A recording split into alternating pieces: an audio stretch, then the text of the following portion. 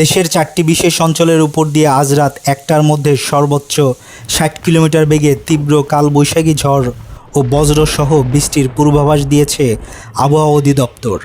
এই ঝড়ো হাওয়ার কারণে সম্ভাব্য দুর্ঘটনা এড়াতে সংশ্লিষ্ট এলাকায় নৌযান ও নদী বন্দরগুলোতে 1 নম্বর নৌ সতর্ক সংকেত দেখাতে বলা হয়েছে।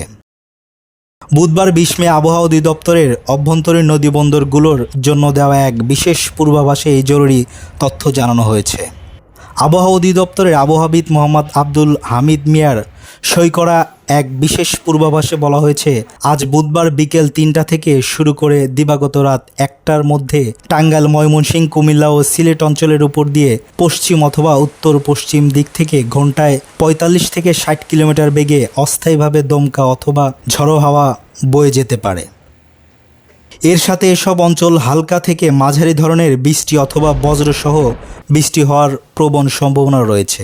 এদিকে আজ সকাল 9টা থেকে পরবর্তী 5 দিনের আবহাওয়া পূর্বাভাস অবস্থান সম্পর্কে বলা হয়েছে, একটি লঘুচাপের বর্ধিত অংশ বর্তমানে ভারতের পশ্চিমবঙ্গ থেকে শুরু করে বাংলাদেশের দক্ষিণ পশ্চিম অঞ্চল থেকে উত্তর বঙ্গোপসাগর পর্যন্ত বিস্তৃত অবস্থান করছে।